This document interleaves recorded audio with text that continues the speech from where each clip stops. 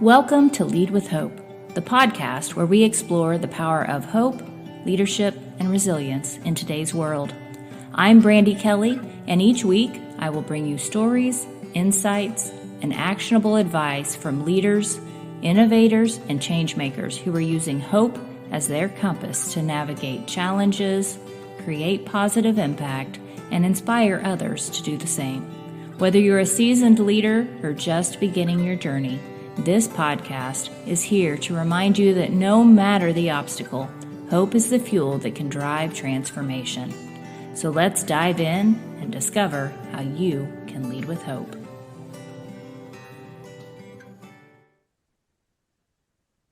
Hey everybody, welcome back to the Lead with Hope podcast. I'm your host, Brandi Kelly, and today I'm honored to welcome my guest to the show, Erin Shook.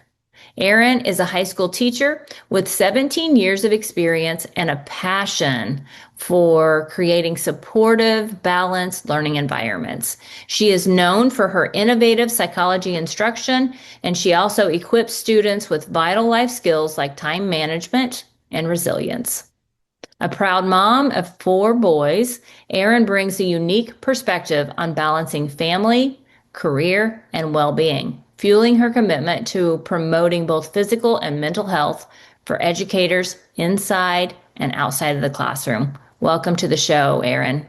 So, Erin, why don't we just start today with you sharing your story? So I come from a family of educators. My mom was a teacher, and my uncle and grandpa were principals and teachers. So I always knew that I wanted to be a teacher. And for me, it was really solidified my senior year when I took AP psychology, had a fabulous teacher, and just loved the subject and content.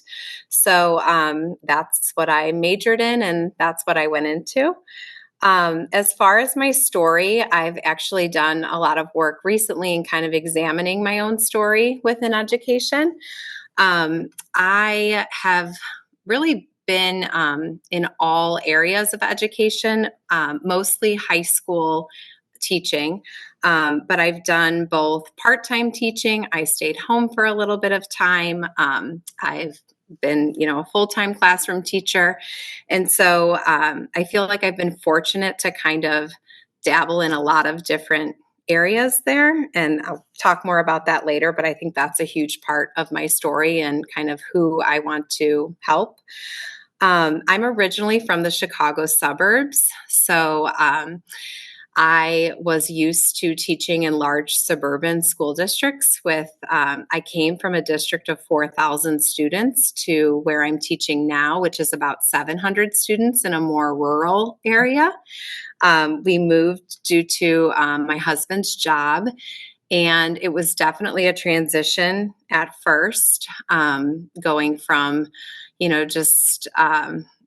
just a lot more opportunities in terms of, electives and everything that was offered, and just kind of different student population to where I'm at now. But, I've really grown to love where I'm at. I've been able to do a lot of new curriculum developments at my school, and that's really fueled my passion. I'm teaching right now.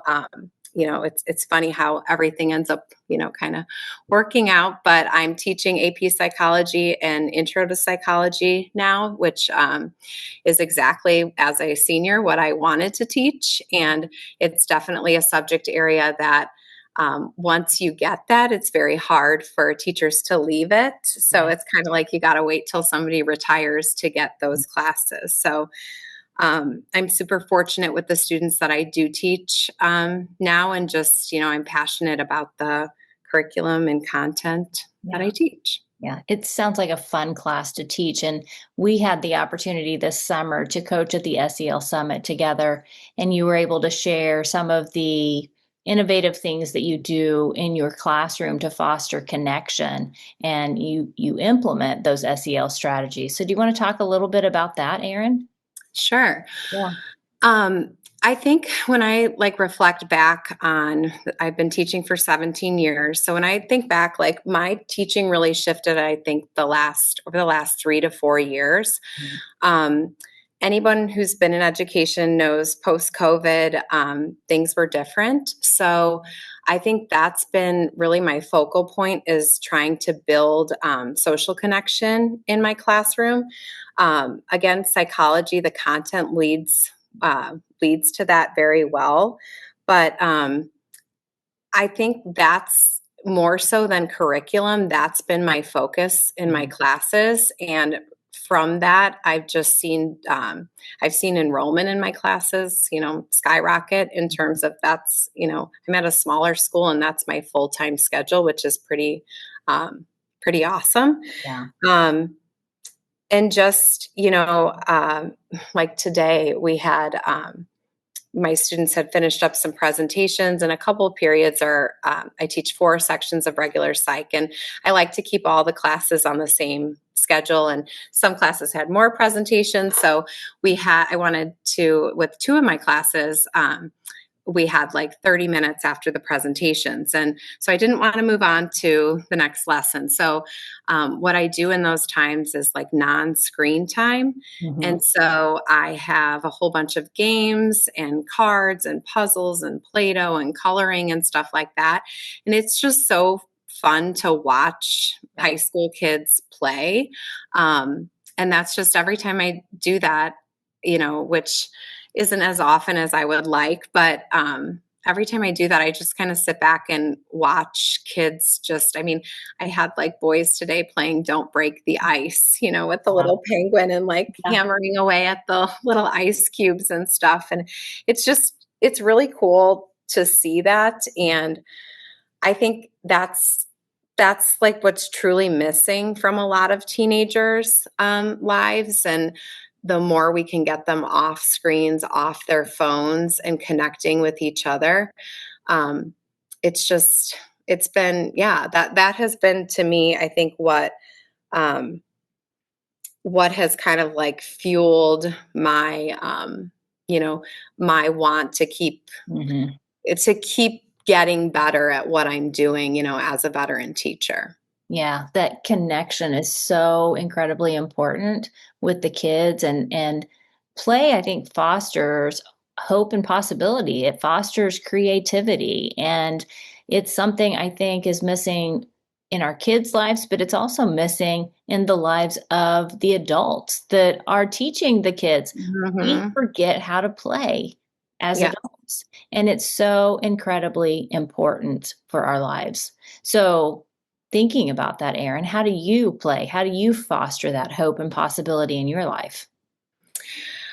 Well, as you mentioned in the intro, I have 4 boys, Yeah. so I feel like there's a lot of activity and play, and, I echo what you're saying though too, because balancing the responsibilities of that too, I think a lot of times as moms and as females, we tend to be less of the ones to play. And like, I think of my husband, it definitely sometimes seems like he gets to play with them more while I'm managing a lot of, other things.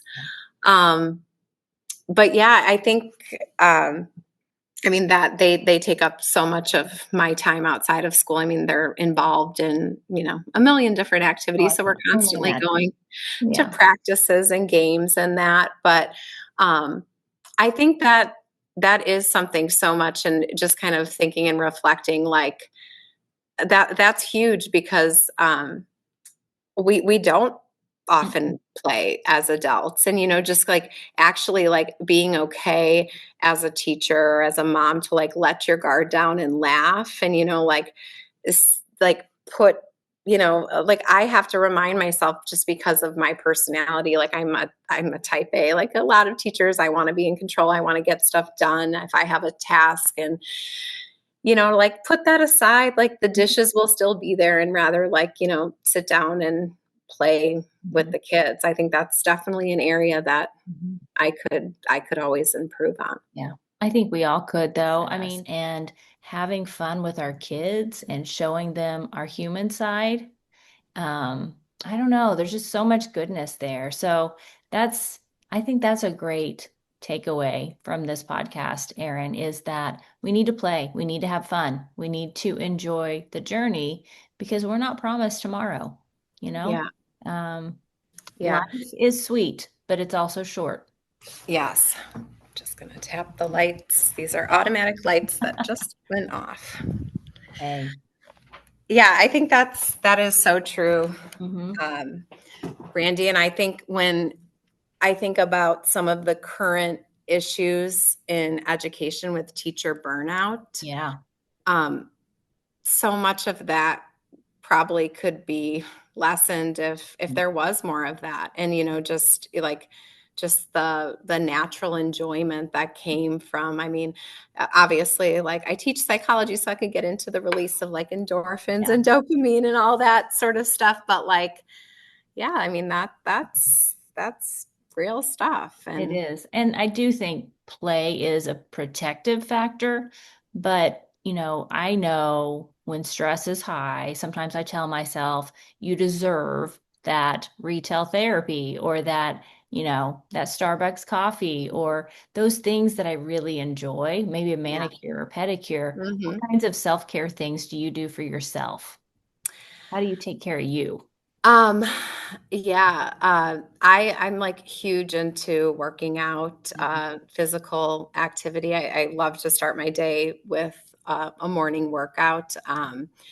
And just I look forward to every day with at lunch. My teacher best friend across the hall from me, we eat our lunch super quick, and then we have about 10-15 minutes where we walk a couple laps on the track outside, and it's just a really nice way to get a break from school, and just kind of talk about non-school related things. And I think that to me is huge, just kind of like the physical activity aspect of my life. Yeah. I definitely love a good pedicure too, Mhm. like you Yeah. There's like nothing you better. said. Yeah, yeah.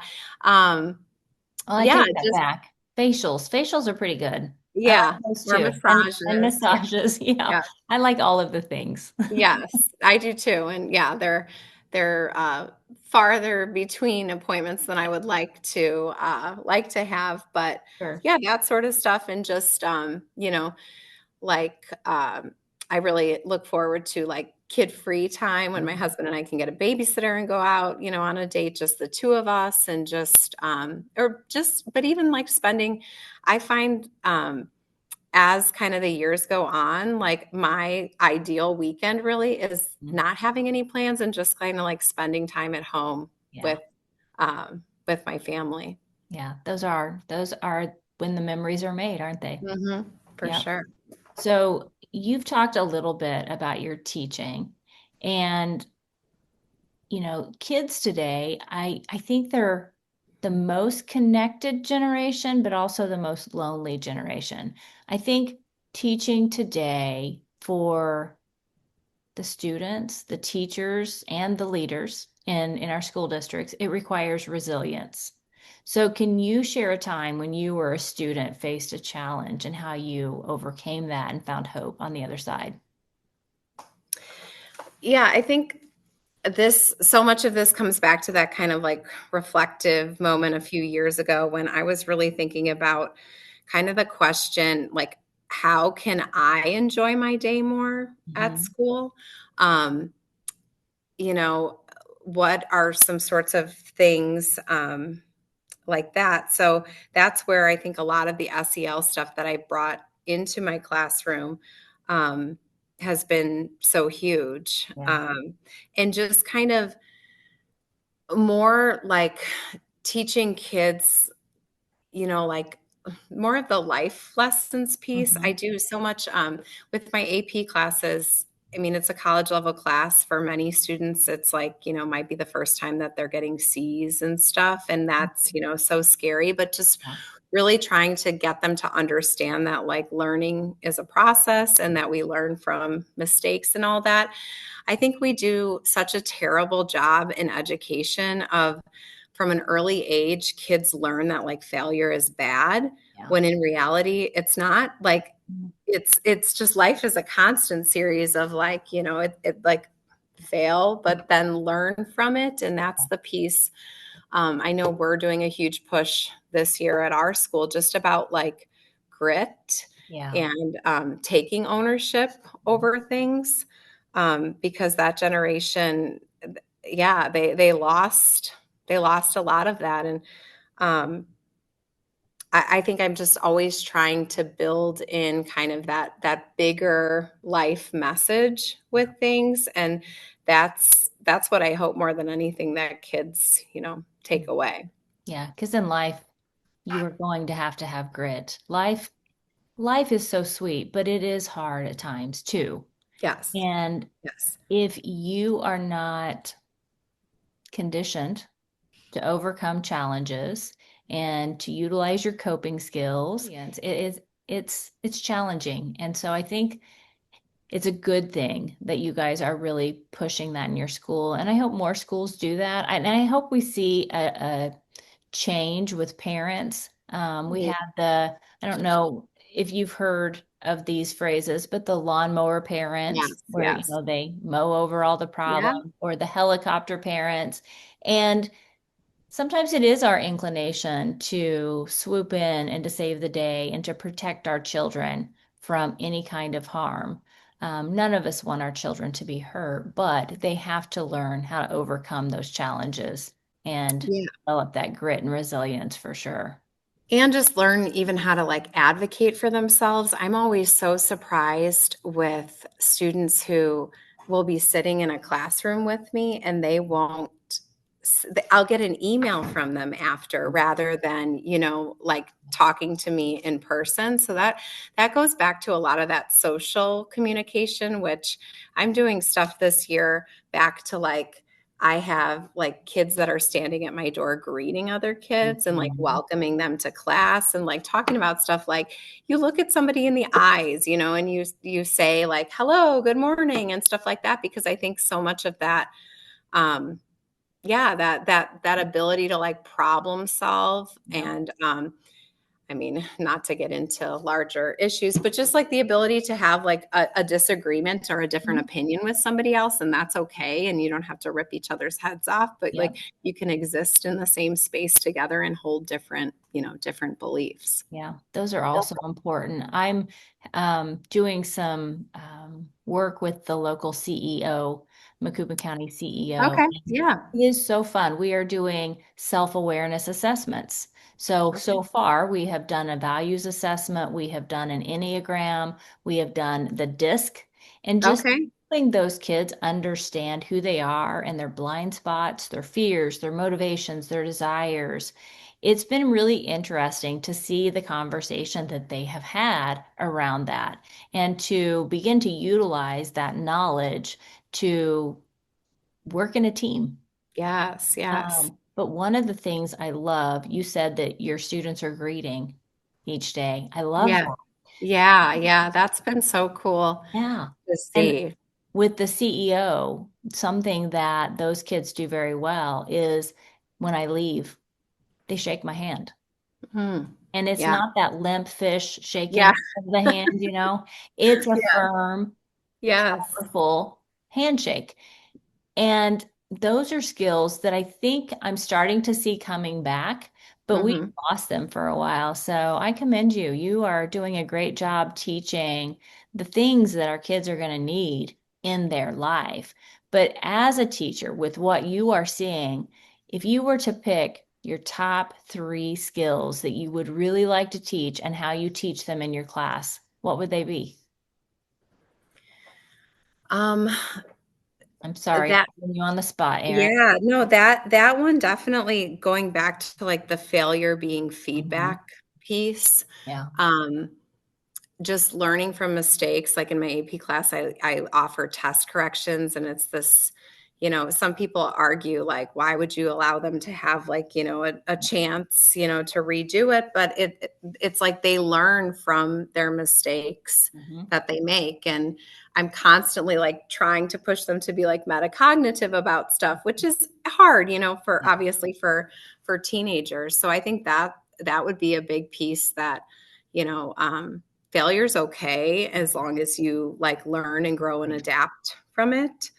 Um, another, gosh, yeah, three pieces that I guess like and this is kind I guess this is going to kind of go back to, um, like, this is going to seem counterintuitive maybe to what we talked about before, but like, not everything has to be fun Mm-hmm. either. Mm-hmm. And I think that's kind of when I think about like teacher burnout and sometimes like myself and my own feelings, like I shouldn't be doing more than you are in this classroom because obviously, like the way memory works and learning, it's like the more you do with something, the better you're going to retain it. So, Yeah. um, not everything has to be, this sometimes, yeah, like in order to learn best, it's just, it might have to be on your own. It might not be Yeah. super exciting, and that's okay.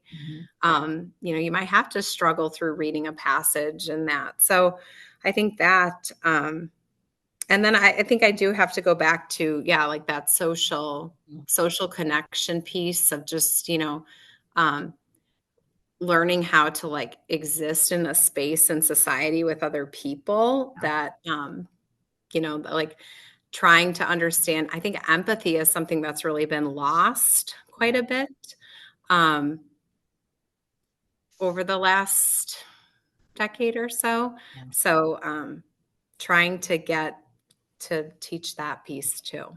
Yeah, I think those are all great. Failure's okay. So teaching kids that early on, I think that's a necessary lesson to learn. Not everything has to be fun. I mean, that kind of speaks to the idea of ownership. You've got to take Yes. ownership and have the tenacity to commit to do the hard things.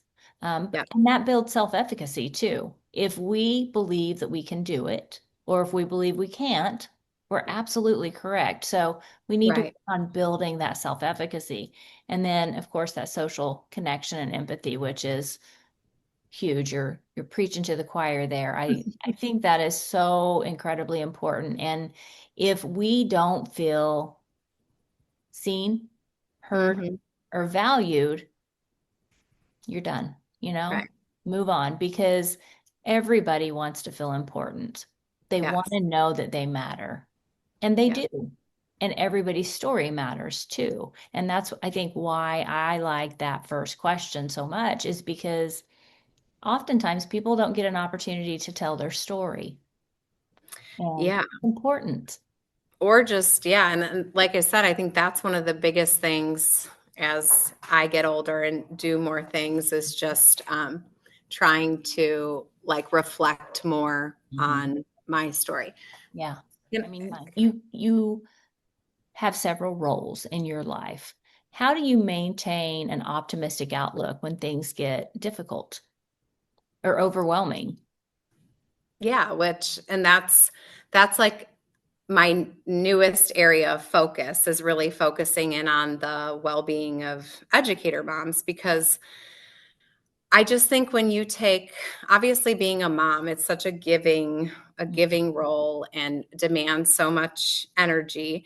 And then you couple that with being a teacher or Yeah. working in education, it's like those are two extremely energy demanding giving roles that, um, I think if we're not careful, like that leads to burnout. So much of this is, it sounds like so counterintuitive to like what I feel like we're taught in education. Like it's all about the students and focus on the students, but it's like you have to take care of yourself, and that's been kind of my biggest thing, after I had my fourth son, so he's 4 now. So again, I really feel like so much of this kind of when I, um, began to focus more on me Mhm. was when like everything else kind of, yes, I focused on myself physically, but then like that opened doors mentally, it opened doors professionally. So I can't say enough about it's not selfish to choose you Mhm. first. And, everything else like is going to come from you choosing yourself first. And I'm fully aware that that's not the message that's sent as a mom or as a teacher. Mhm. Um, but that is, I think, from based on my own experiences, like why I'm able to manage and do Mhm. what I can is because it's my focus on myself. Mhm. And it goes back to what I call a system of hope. We have to prioritize our well-being in order to take care of others well. Um, and that includes things like, you talked about your habits of physical activity. It's so Mhm. important. I am a big proponent for journaling. I Yeah. try to journal, daily. I Yep. don't always meet that mark, but I try to journal daily. And just that exercise of putting all of your thoughts on paper is both cathartic and it's freeing. It Mm. allows you to clear your mind and to kind of have a fresh slate. Oftentimes I do my journaling in the morning, but I've also heard other people do like a brain dump at the end of the day so they can sleep Mhm. well. So just finding those habits and doing it though, I think it all starts with mindset. Yes, yes. Mhm. I do in the mornings, I do like a 1, 2, 3 framework. So I do like one word that I want to focus on, like to kind of guide my day. Okay. Then I do two things that I'm grateful for within the past 24 hours, which I mean, the gratitude Yeah, research is, it's just huge. wild, the impact that has. And then I try to do three things that I want to like tackle Okay. today, whether it Yeah. be school or home. So yeah, I'm with you there. And then I also too, I constantly am like listening to podcasts, reading.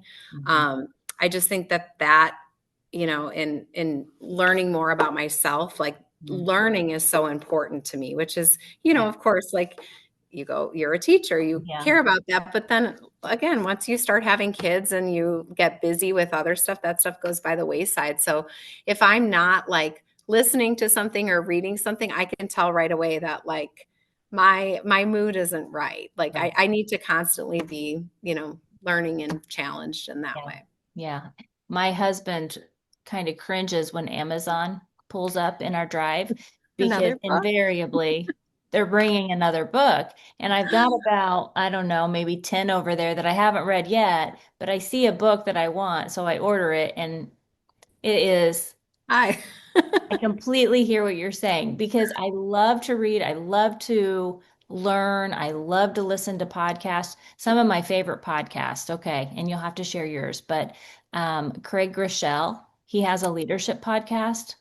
Okay. It's amazing. It's probably my favorite podcast right now. And Okay. then, of course, I like to listen to Jay Shetty's Mhm. podcast. That's a Mhm. good one. And Mel Robbins, of course. I feel like that's my Yeah. go-to. Yeah, her stuff. Yeah. So podcasts are amazing. And of course, the Lead with Hope podcast, right? I mean, Yeah. shameless plug right here, but Yeah, there you people go. should subscribe to Lead with Hope so they don't miss an episode to hear amazing educators like you share your story and you've given some really good strategies. I mean, that 1, 2, 3, I set an intention every day, but I like that framework. I like that structure. And it Thanks. makes it simple. Just Mhm. simply one word to focus on, two things, gratitude, and then three things to tackle. 1, 2, 3, easy as Yeah. that. Can't get any more simple, can you, Erin? No, no. Yeah. Now, I think you have a new project that you are working on, something that's fueling your passion these days. Do you want to tell us a little bit about that? Sure. So, again, I'm trying to narrow my focus a little bit. I'd say probably the last year and a half, I've really, kind of, I enjoy what I do in the classroom, but I'm looking to kind of like expand my reach outside of just my classroom. So I feel like particularly called to, again, based on my own experience and being a full-time working teacher mom of four, to try to help other educator moms, better balance these two very demanding Mhm. roles. So I've been doing a few free webinars, which is looking at like three like again, kind of tactical steps to help beat that burnout. And then I am going to, in the fall, hopefully in the next couple months, be launching a group cohort of educator moms where we'll work through a 6-week program where we'll work through the steps to unlocking the burnout cycle. I've created a framework, and each week will be a live like coaching call where we'll talk about the like the task at hand for the week. There'll be some reflective journaling, and then there'll also be like a question and answer call each week. And then coupled with a community of women who are in the, same stage. And, I think that that's so important, and why I love all of the work related to SEL. I always walk away from any conference or, group just feeling like rejuvenated, because it's nice to share the space with people who get it, Yeah. right? Who are in the same battling the same things. And I think there's so much power in listening, like you said, like hearing other people's stories and learning from them. Community. I think we all Yes. want community, and even the adults. I know our kids are um, struggling with some mental health challenges, but sometimes burnout can be because we've got some mental health challenges as adults that we need to address. And there's no shame in that. We have stigmatized Hmm. anxiety and depression and things like that. And hopefully one day we can completely remove that stigma and people can feel free to get the help that they need and to ask for help. I think asking for help is one of those strategies that is right up there, among probably my top 10 for sure. But we have to know who we are. We have to know what we want out of life. And then we need to, in my opinion, have the courage to go for it. Um, Yeah. at Spark Hope EDU, I talk about the fact that we build confidence, connection, and courage. So we have a very like mission. And as a working genius facilitator, I believe that burnout is in large part due to the fact that we're doing too much of what is in our working frustration instead of what's in our working genius. And so tapping into our working genius and knowing what really fuels our passion, I think that's key. And I also think that it goes back to what you're teaching your students to advocate for yourself. And as Yes. workers or leaders or whomever we are in the education space, we need to know and get really clear on who we are and what we want so we can advocate for what fuels our passion. Because there's so much that is within our circle of Yes. control, things that Yes. we can change.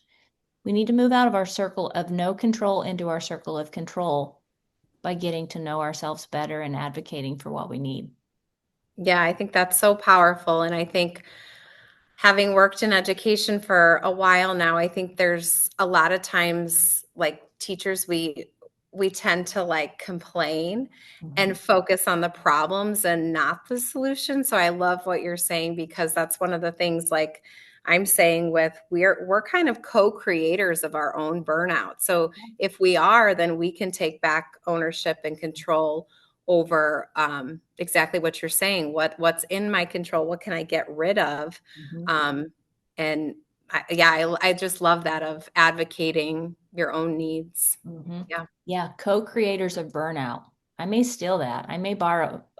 We don't steal in education. We borrow, right? Right, right. No, I love to share. I'm Yeah. not one of those teachers that's gonna bite your head off if you ask for So what I with your work with educator moms fighting the burnout, other than getting in your group cohort, um, is there anything that you want to share with them? Maybe something that is giving you hope right now that maybe will give them hope. um, I guess, and this is kind of what I was saying to you before. I guess like I've been feeling, if I'm being totally honest and transparent, like, again, I love what I do, but I've been feeling a little discontented, for the last couple weeks in the classroom and just kind of going through the routine of teaching and all of that. And I think, like, I just had kind of like this last night come to me, and it's like, well, maybe there's a purpose behind this discontentment that I'm feeling. And so that's kind of been that's been what I wrote down today when I was thinking, like, what's the purpose behind my discontentment right Yeah. now? And I think that goes back to what you're saying. If you know yourself and you can, you're truly, um, to pay attention to how you feel and, like, let that be. So that's kind of where I'm sitting right now, is just um kind of being like hyper aware Yeah. of that. Yeah. And there are some free tools out there that you can begin that journey of self-discovery. If you just Google free Enneagram test, Mhm. that is an instrument that I have found very valuable. And it starts to show you your fears, your desires, your motivation, maybe your blind spots a little bit, and start there. But also invest in yourself. There Yeah. are things, there are programs, there are cohorts that you can get involved in. Invest in yourself, because if you feel like you matter, you're going to convey that to others. If you don't feel like you matter and you're letting that critic in your mind create that narrative and you're portraying that image, then that's what you're going to attract more of. So Right. I think it all starts once again with our mindset. Yes, And yes. I just want our listeners to hear that you matter. You matter, and your story matters. And there's somebody out there that needs you, needs to hear your story. And so I hope that the people listening today will reach out to you and to learn more, especially if they're an educator mom, about your cohort and the work that you're doing. So how would they get in contact with you, Erin? So I am active, probably LinkedIn is the platform I'm active on the most. I do have an Instagram, teacher Instagram as Mhm. well. You'll drop the links in the show Sure. notes? I Okay. sure will.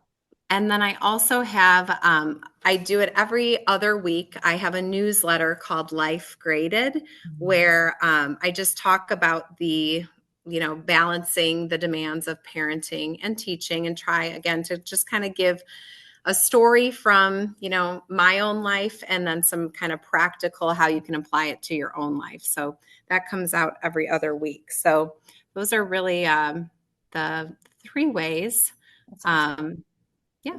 Yeah, and I will drop that in the show notes, and I would highly encourage you to connect with Erin. Erin is an amazing educator, but she's an even better human being. I have been Thank you, very Brandy. honored to get to know you and to be able to call you a friend. So thank you for coming on today, and Erin, keep leading with hope. Thank you. Thanks for tuning in to the Lead with Hope podcast, where we share stories and strategies to help you rise, lead, and redefine what's possible. If today's episode inspired you, please take a moment to like, subscribe, and leave a review. Your support helps us reach more leaders like you who are ready to lead with heart, purpose, and resilience.